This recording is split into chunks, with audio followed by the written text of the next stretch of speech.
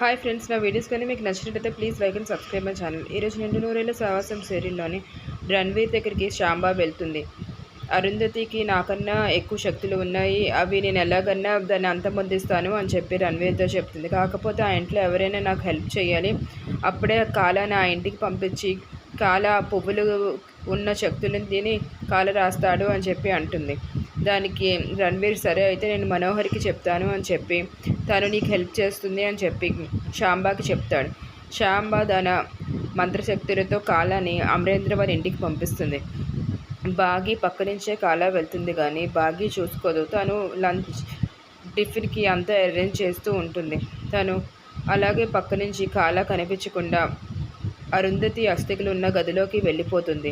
అక్కడికి వెళ్ళి తన కాలకోటి విషయంతోనే ఆ పువ్వులకున్న శక్తులన్నింటినీ చించివేస్తుంది. ఇదంతా దూరం నుంచి చూస్తున్న అరుంధతి ఆత్మ చాలా భయపడిపోతుంది. ఏంటి ఇప్పుడు ఈ కాల నా శక్తులన్నిటినీ నాశనం చేస్తుంది, ఇప్పుడు నన్ను ఎవరు కాపాడుతారో శాంబా నుంచి అని చెప్పి భయపడిపోతూ ఉంటుంది. కాల తన పని చేసుకుంటూ వెళ్ళిపోతుంది. మనోహరి చిత్ర కూడా చాలా హ్యాపీగా ఫీల్ అవుతారు. ఇక మీదట మనకి అరుంధతి పేరు ఉండదు. ఇక నుంచి అరుంధతి ఇక్కడ బైక్ లోకానికి వెళ్ళిపోతుంది శాంబా దయవలన అని చెప్పి రణ్వీర్, మనోహరి అందరూ చాలా హ్యాపీగా ఫీల్ అవుతారు. రణ్వీర్ కూడా ఇక నేను అంజలిని తీసుకొని కోల్కతా వెళ్ళిపోతాను అని చెప్పి అనుకుంటూ ఉంటాడు. మనోహరి కూడా నవ్వుతుంది.